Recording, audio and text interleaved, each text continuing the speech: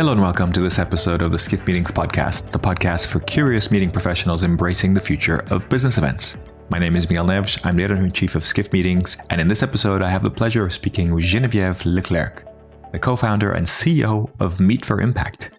She created Meet for Impact in 2019 with the vision of transforming the business tourism industry by generating a movement to create positive social impact. Today, Meet for Impact trains professionals and supports destination marketing organizations in defining, managing, measuring, and communicating the societal impacts of their activities.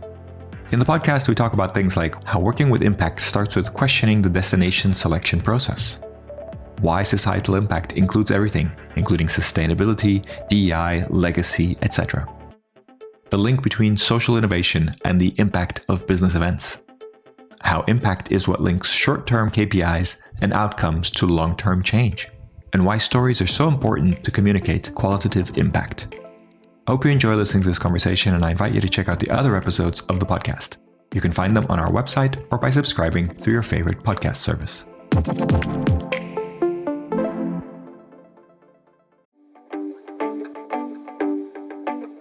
Now for a word from our sponsors, PHL Life Sciences, a division of the Philadelphia Convention and Visitors Bureau. Host your convention or trade show in Philadelphia, one of America's leading life sciences hubs. PHL Life Sciences, the first and only CVB division of its kind, will connect you to the professionals at the forefront of your industry and to a culture you can only find in Philadelphia. A city known for its rich history that's forging a bright future, Philadelphia challenges the expected and defies convention. A world of discovery is waiting. Visit phlife.com to learn more.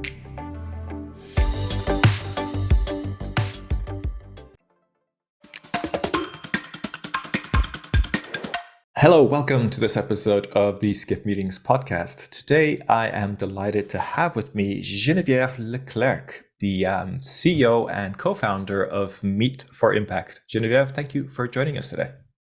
Thank you, Miguel, for inviting me.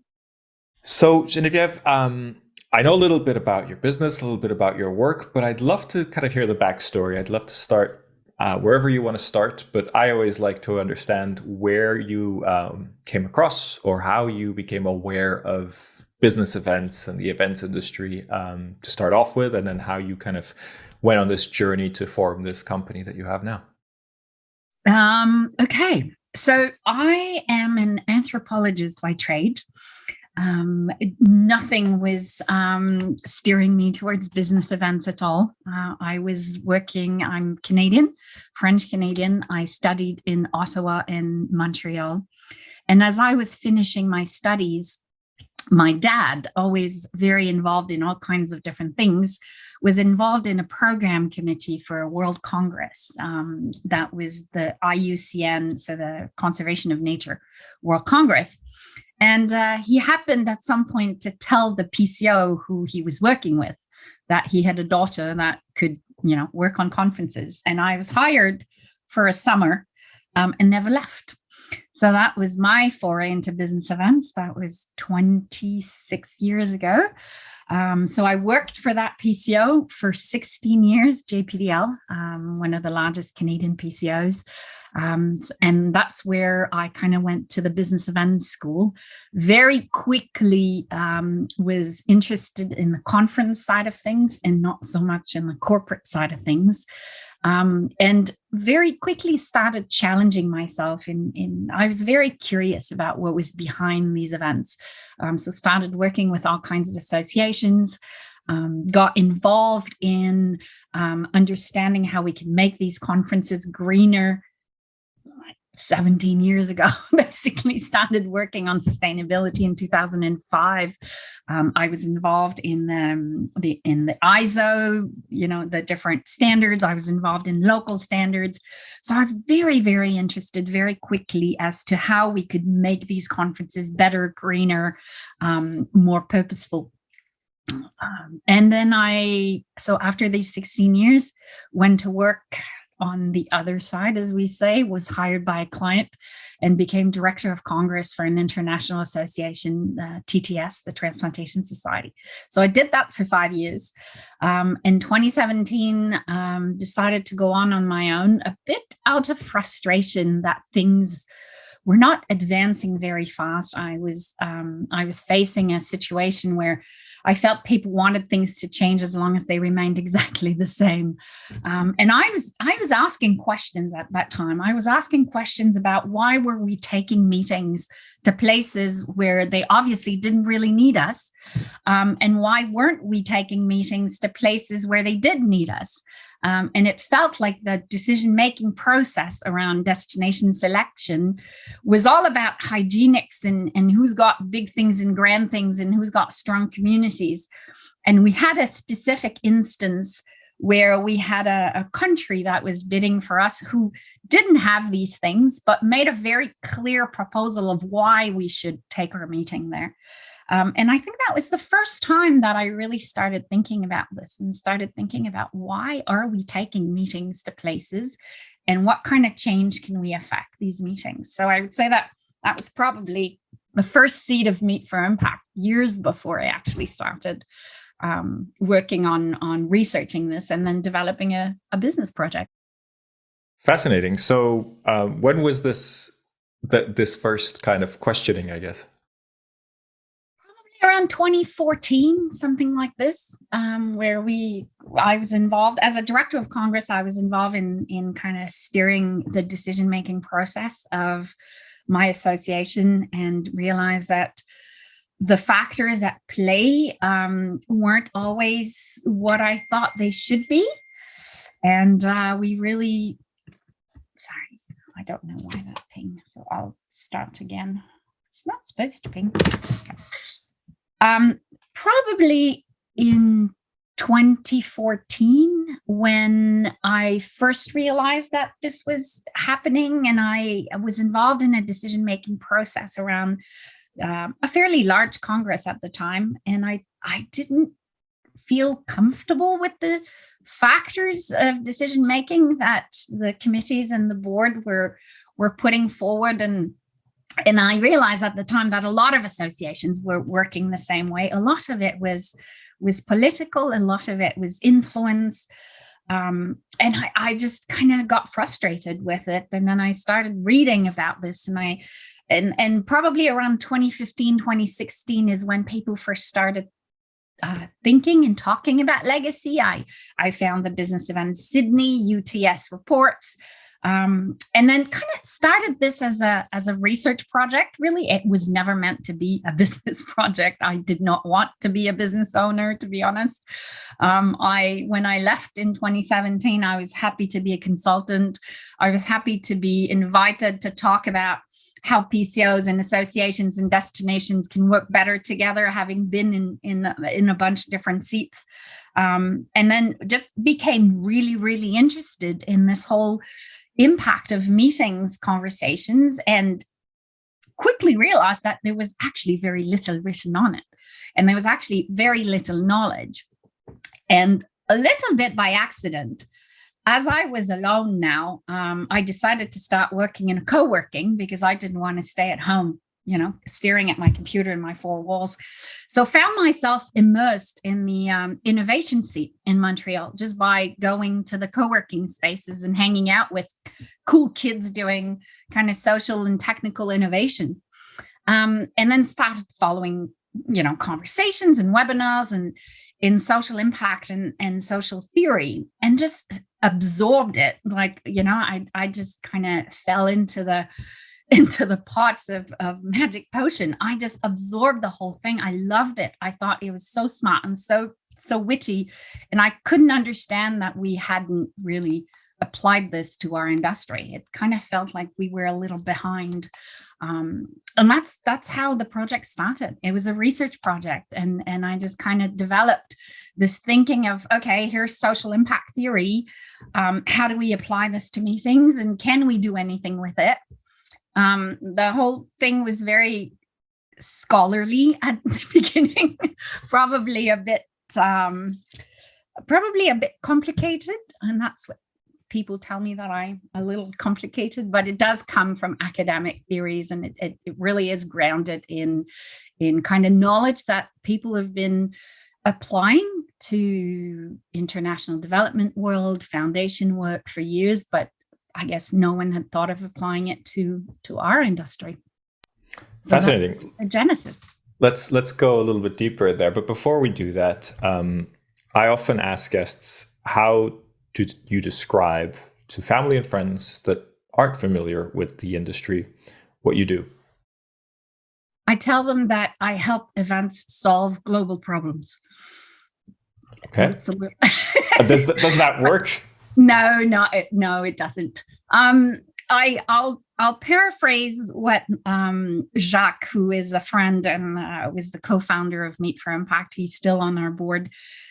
He just explains it by saying, when there is a big meeting in town, 5,000 people flying and 5,000 people fly out, and there's usually nothing left behind except the souvenir of a great event. So what we do is make sure that when these 5,000 people come into town, something is being created that is long lasting, and the town will remember that these people came in and there's a reason for them to come in. That will usually work, but honestly, even when I organized meetings, people still didn't understand what I did. And even though I haven't done logistics of conferences in about 6 years, a lot of my friends still think, "Oh, you're in events, aren't you?" And I just go, "Yes," and that's about it. Yeah, we get that a lot. So I think it raises a very interesting point. But let's jump into this theory of impact, and really it would be great if you could give us a short overview of what is discussed, or what are the theories, or what are the methods that are in sociology or other kind of areas that are in place that have yet, or that you're working to bring into business events. But before we jump into the events side, let's understand what's out there. Okay. If we look at social innovation, for example, which is really what this is about, it's about solving old social problems with new ideas. Right? At its leanest, that's what social innovation is. And we've always viewed events as something being educational and uplifting. But the whole idea that you can use any activity to solve a problem in our world is fairly new. But in the social innovation world, it's existed for 30 years. So the theories that I've looked at are based on a theory called the theory of change, which is basically a framework that has been developed and that is being used by most international organizations. Use theories of change. The big foundations use the theory of change. The EU, when they give grants, use the theory of change. It's a logic model by which we develop a theory on how we will create change. Basically. So it replaces, you could say it replaces traditional kind of waterfall strategic planning techniques. And what it does do is it forces one to think about not what they want to create, but what change they want to effect. So it kind of projects an activity of an organization much further in time. And it forces someone to start thinking about what that change looks like in 5 years, in 10 years, and then work its way back and kind of break it down into small components over time, and looks at how that big change is dependent on a series of outcomes that are generated by anything you do, whether it's your economic activity, whether it's an event, whether it's a campaign. But anything an organization does will have a cascading effect or not, and create possible change in the long run. So what I've done is, first of all, really understood what the theory of change was, what the theory behind intentional and deliberate actions to create change. And this is where we go into a territory where everyone, a lot of people will tell you events create impact by default. Of course they do. They create impact by default. Anything you do creates impact by default. But what the theory of change and that framework and that thinking enables us to do is to say, if we do it intentionally and deliberately, not only will it create impact, but you will be able to understand how that impact is created. You'll be able to identify the cause to effect relationships with what you're generating. And thus, you'll be able to communicate about it. You'll be able to amplify it. You'll be able to enhance what factors are actually delivering good impact. And you're going to be able to report on it. So the idea is to take what exists, which is impact from events, and try to understand how that gets, it's a mental construct. How does that impact happen? Who can actually enable it and activate it? What are the different levers that one could push to make sure that maximum impact arises? And then how would you track it? How would you monitor it? How would you be able to communicate about it? How would you be able to report on it? And ultimately, the end result is always about learning to do it better and to scale it, and really kind of replicate and scale it at the end. So that's how I took something that exists on social action. So a foundation will have different programs. These programs will be serving different populations, different groups. They will have a theory of change on how ultimately, if you're working on childhood nutrition, for example, you'll have different programs that all ultimately will probably revert back to childhood nutrition. You may work with mothers, for example, poor mothers, making sure they get what they need when the child is young. They may work with children in school. They may work with educators. So they'll have different tracks. And ultimately, this all links to one program outcome, which is children are, less hungry, better food security, better nutrition. Same thing with events. So through an event, you might be looking at, for example, enhancing sector growth. If you're in kind of a medical meeting, for example, you'd be ultimately aiming for better population health. So your event is kind of a lever. It's a driver of impact to get to population health. And out of that event, you may work on doctors, you may work on patient groups, you may work on non-medical health professionals, you may work on family caregivers, right? So you may have different tracks on which your event will be affecting change, ultimately resulting in one big impact, which is better health. So that's how we kind of break it down and apply it. And so we're always talking here about societal or social impact. Is that the main focus, or are you also looking at environmental impact or any other types of impact? So societal to us means anything that affects society or planet. So we've developed at Meet for Impact, we've developed a framework where we look at 8 categories of impact. It's actually based on the capitals framework. So, natural capital, built capital, political capital, human, social, cultural. So financial is one of them, right? So societal just means it affects society. And economic impact, financial impact is super important. It's a key output and outcome of meetings. The problem is we've never really been able to explain how the input, I don't call it impact, an economic input into a city generated by an event is an investment of money, right? It's currency being brought into the destination. That is not an impact. The impact is how that changes people's lives, how it enables businesses to grow, how it trickles down to community well-being, how it helps sectors develop and serve their population. We've always been extremely bad at explaining how that dollar that gets invested into a destination by a visitor ends up being a dollar that's going to help for social and economic development. So for us, economic is part of that, but we're looking at what the actual outcome of those dollars would be on, a lot of it is business growth, sector growth, on population well-being, on development of organizations. In some cases, I live in Canada, so we're going to want to look at how it supports indigenous populations or less privileged demographics who actually don't really have access to meetings or meeting outputs. So societal, Miguel, is kind of anything that affects society and planet. Makes sense. Thank you for clarifying.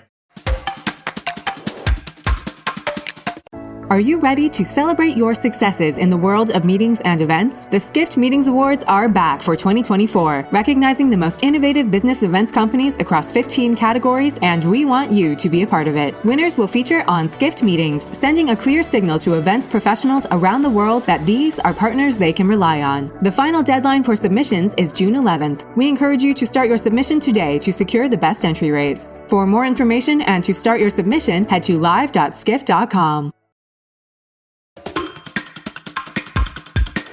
Sounds fascinating, very interesting. It also sounds incredibly complex. So I'd like to maybe talk a little bit about how do we measure this. Yeah, right? How do we make it? You know, you're kind of defining impact as absolutely everything, and obviously you want to encourage organizations to create bigger impacts and to create more important impacts if that's even possible. But how can you do that? How can you accurately measure that in some way, or at least, be able to compare between different events or different organizations? Give me a little bit of insight there, because I am curious. The first thing I will always, it is complex, right? It's difficult.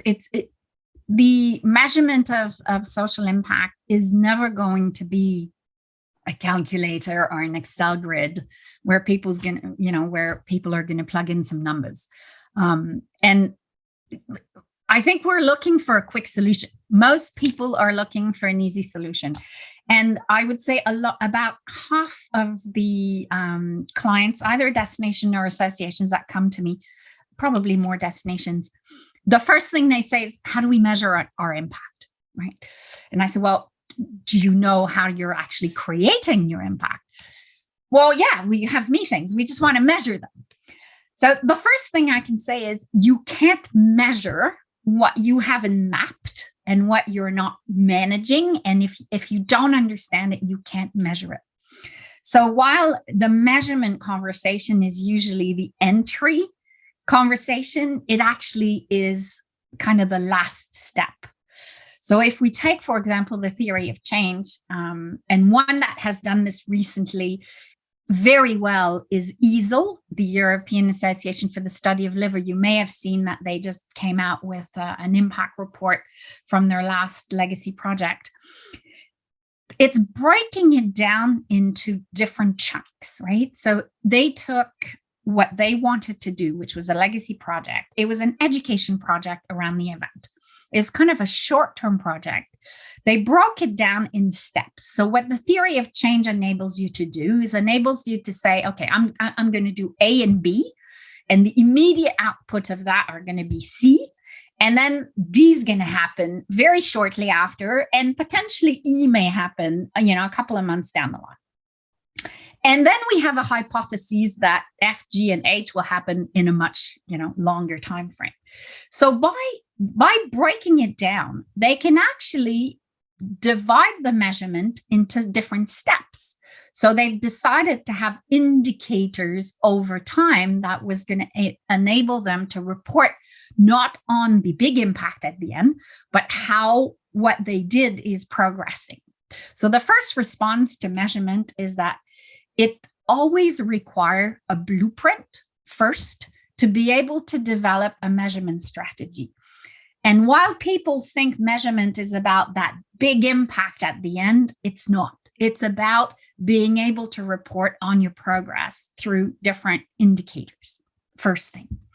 The second thing is it's always going to be a mix of figures and stories. The more you go into social impact, the best way to report on it is through storytelling. And unfortunately, people want figures, and figures you can have. So you can talk about how an event has created learning. You could be capturing, for example, the investment that are being linked to this event, right?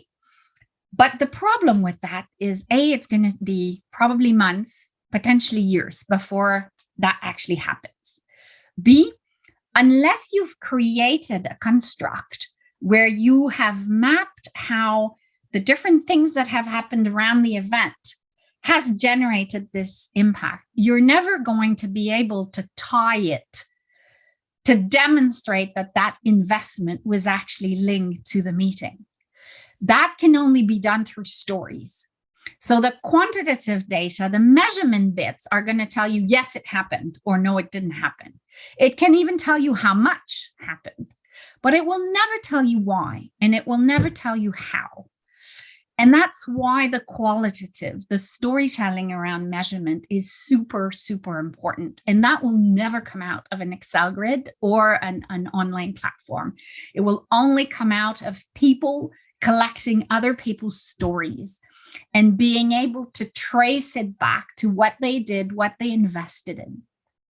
So we're working with a number of destinations right now who are parallel to developing some legacy and impact strategies with their clients, measuring some outputs via surveys and things like that.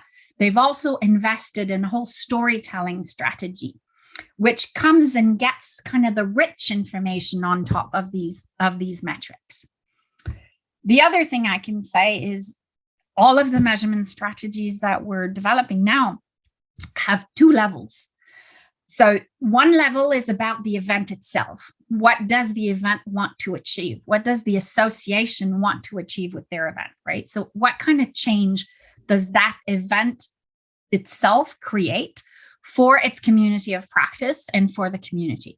So there's one set of metrics that are event specific, and they have to talk about the objectives of the event and the objective of the event owner.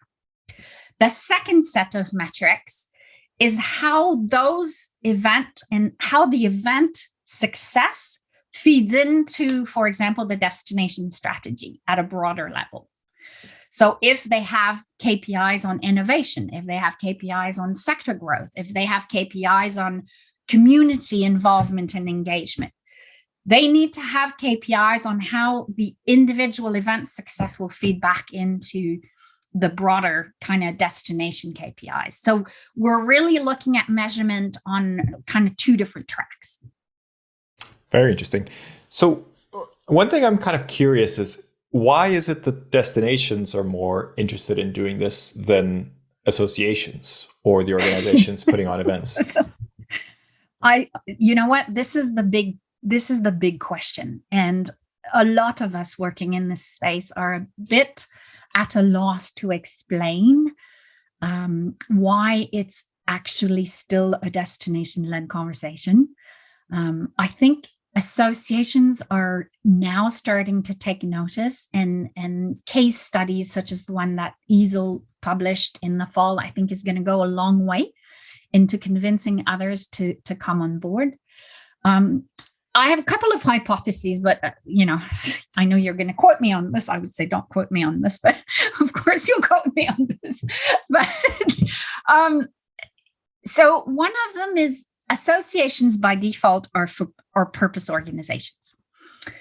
And a lot of them are just assuming that this is enough, right? They've got a social mission, they have a social purpose, and that's what they put forward. And what we're actually finding is a lot of them don't have a whole lot of clarity on how that's creating change in society.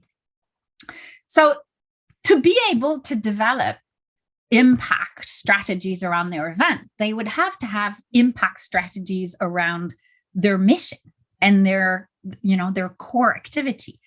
Associations are not event planners. That's not what they do. They serve a certain type of demographics. Their members are the ones that are affecting change. The association is there to support those members doing that. But they're not in the business of events. So a lot of them will push back when you approach them about having an impact strategy for their events, because what they're ultimately looking at is having an impact, period, as an association. So I think one of the ways we could change that is really to go back to association and start working on impact strategies at the core association levels. The second reason I think why it's difficult to engage them is they go from one place to the other, right? So when they invest in a city, it's very short term. It's very time based. The day, and I'm sure you've been in this situation, I certainly have, the day that the event is over, you're packing these boxes, you're having a drink with your colleagues, and the next morning you're on a plane. And the next afternoon, if you're not taking a couple of days off, you're thinking about next year, or you've already started thinking about next year. So their ability to invest heavily into localized strategies is very limited. So it's how do you convince them to be able to empower their local counterparts, their local members, to develop these strategies? I've had a lot of conversation with international associations that have said, we love the idea, but it's going to have to be done by the locals. So I think, a combination of those two. And then the third one is resources. In Europe, we've got very we've got associations that are a half person, managing the secretariat, and then you've got huge associations. In the US, they're a lot more professionalized. You go to Latin America, 95% of the associations are volunteer-based. They don't even have infrastructure. So I think destinations, in a way, have more infrastructure, they have more understanding, they have closer relationship to social and economic development agencies, although that's still varying. But there's a lot more resources and there's a lot more kind of professionalization there. Whereas association, it's a very, very varied landscape. It does sound like organizations and associations that put on events should be able to do this, or could do this even outside of events, as an impact for their whole organization, right? And then the events would be a reflection of that and a part of the impact that they have, right? It's a tool, right? It's a driver. It's one of the mechanisms they use. A lot of them, I remember having a conversation very early on with Tom Reiser about this, and he basically said, I'm a lot more interested to find out how my world campaign is doing than the impact of my event, right? Because it's kind of a bigger undertaking for them. The methodology that we've developed actually works for any activity. We're working on events right now, but it could work on a campaign. It could work on anything. The key is to really kind of have clarity on what kind of change you're wanting to affect. So, to be honest, my goal for 2023 is associations. It's to kind of break that barrier and start working a lot more directly with associations. Great. You mentioned something that you said, unfortunately, people want data, and really the stories are kind of more impactful, or at least more better for qualitative kind of insights. Could you expand on that a little bit? Because it does seem a little bit, everybody likes good stories. We're in the business of writing good stories. So obviously that's something we're very interested in. But when you talk about impact, it does feel like you're alluding to, let's measure this, let's do something that's very tangible. But then if you say that actually stories are the most important, it feels a little bit like marketing in some sense. So are we talking about marketing, or is there somewhere in between where the ideal kind of sweet spot is? No, we're not talking about marketing. We're talking about constructing the story of how short-term KPIs and outcomes are going to generate long-term change. Because the kind of metrics that people want are the metrics linked to big changes. They're the ones that, the ones that are the most telling, the most like that big investment that came into a city because of a meeting, right?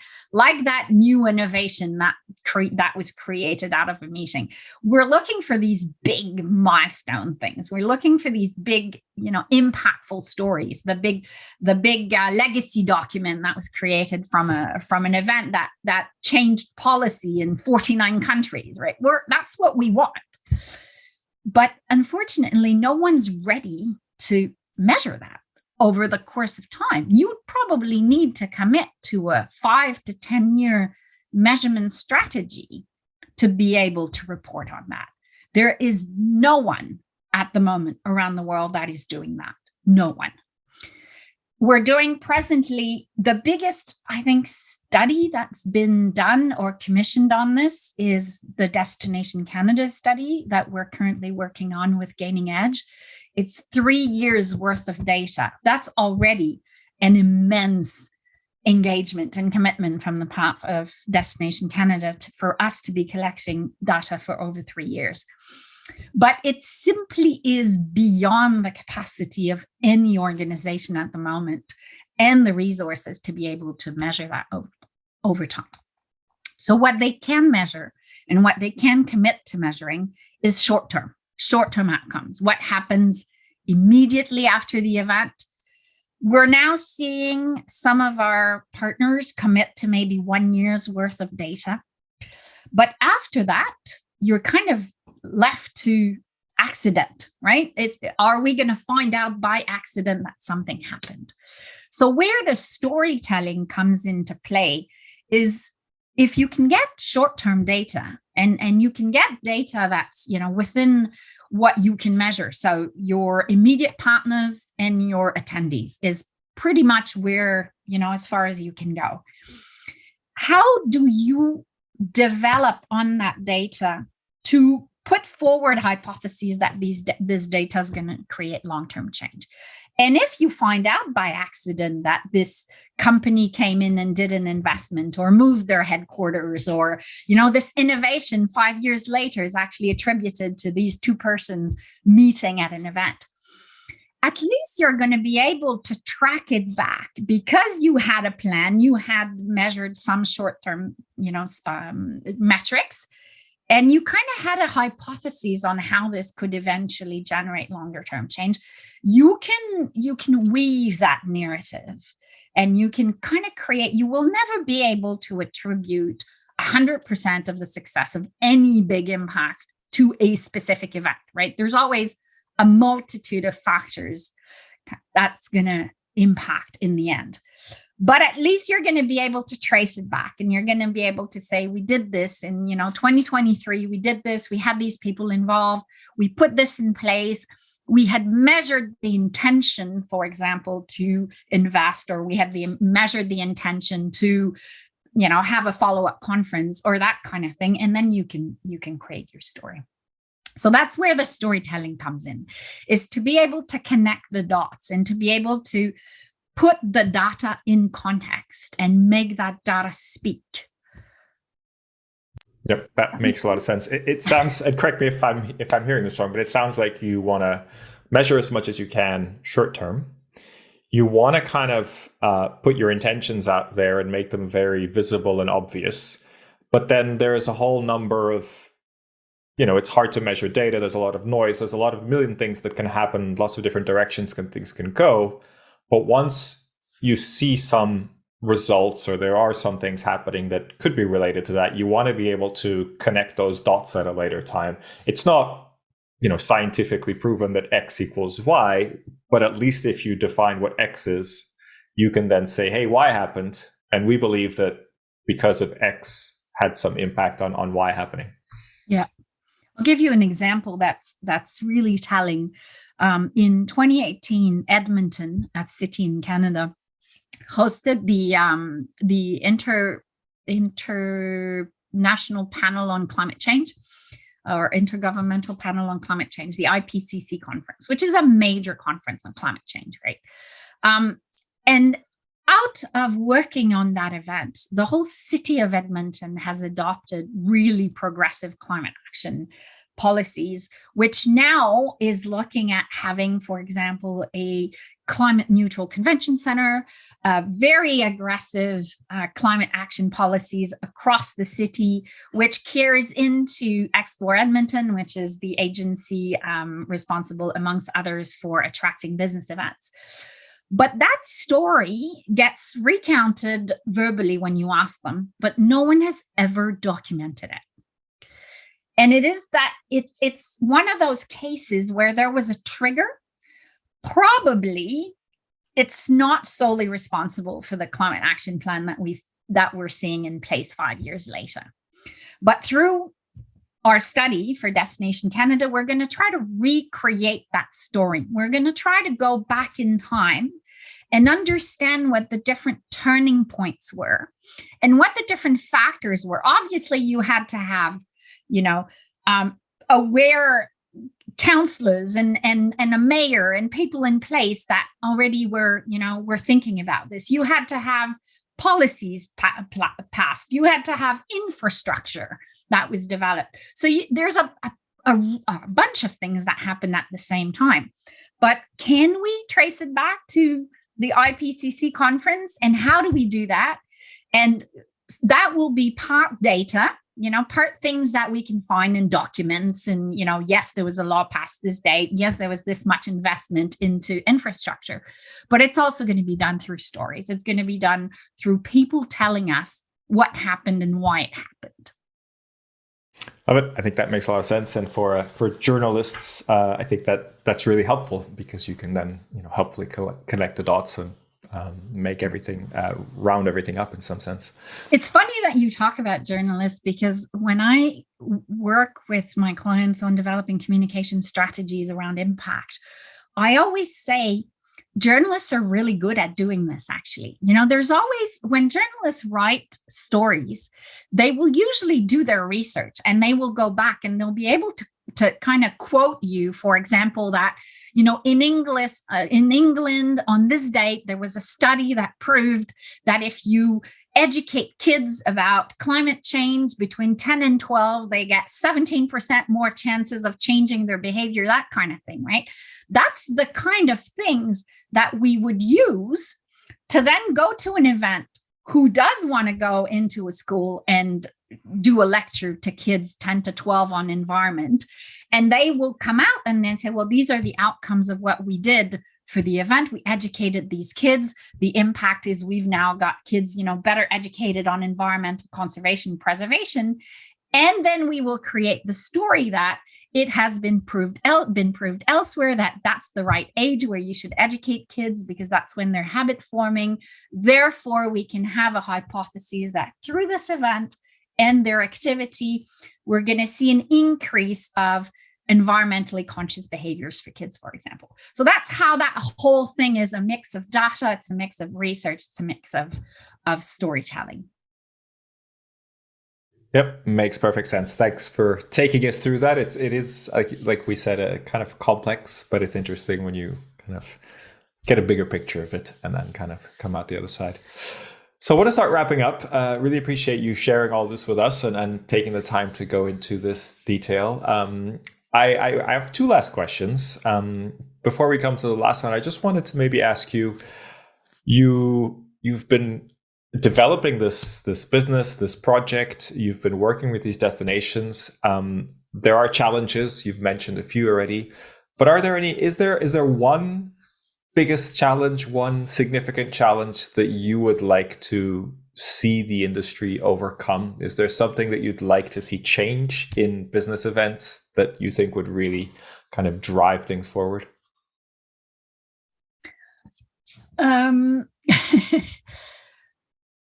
I would like to see more people being curious about big ideas and taking on the challenge for these big ideas. And I'm seeing more and more people that want to change and get out of their comfort zone, but unfortunately, they're always being brought back down by a question of money or a question of this is what we've got to do. We've got to bring meetings in, right? That's our core KPIs. So I'd like to see the system change so that people are allowed to start thinking about big ideas, and that change becomes something that they're being authorized to think about. One of the most frequent thing I'm being told when I do workshops is people say, I get this. I love it. I would like to start doing this. I'm being told I'm not authorized to work on it. And you would be surprised how many business development managers would really be interested in working a bit more on impact and are just being crushed and told they can't because, financially they can't afford to. Is there a case then to be made for the storytelling about the power of storytelling needing to improve? Because it sounds like there needs to be some storytelling within organizations for it to move forward. Yeah. And you know what? That storytelling is called a business case. We need business cases. So fortunately, there's a few destinations that are doing it well now that are going to help. I mean, I think that Copenhagen and Sydney and, Flanders of this world are helping the others develop their business case. But we're probably a couple of years from the smaller, more kind of destination marketing organizations to really take that on. But yeah, I dare dream that the business events industry and the people in it are going to allow themselves to have big ideas.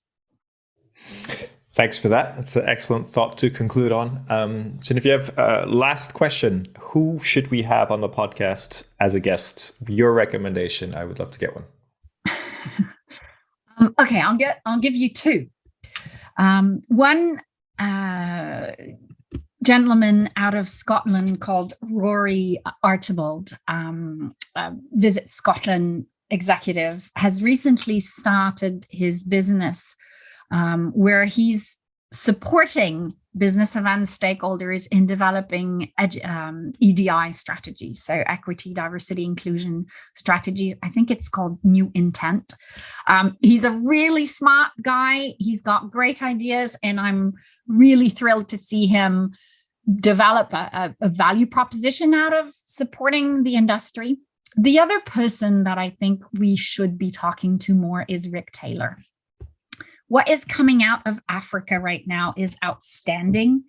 There is so much potential for impact. You take a meeting to an African capital and you take it to a European capital, and you can easily guess that the potential for supporting local growth and development and social policies of that same meeting is so much greater in Africa. And we're just not really paying attention. So I think he's got a role to play. He's been playing it, but I would love to hear him more. We've had Rick on the podcast already. You have? Then you must. Then I must listen to it. Is it recent? It is around the time of IMEX, so it's a few months old now, 8-9 months old. But yeah, we had a chat with him at IMEX, and that became a podcast recording. And I've known Rick for a long time, so it's always good to chat with him. And all the work he's doing in Africa is always so impressive. Absolutely. Geneviève, thank you so much for your time. Pleasure catching up with you and understanding a little bit more about your business, the idea of impact and how that works in the grander scheme of things. And yeah, wish you lots of success for the year and ahead and continuation of your great work. Thank you, Miguel. I hope I was able to make some sense out of it. And I will only truly rest when I feel that there's been a major transformation in the industry. So thanks for your part in playing and the part that you're playing. You're very welcome. Thank you for joining us.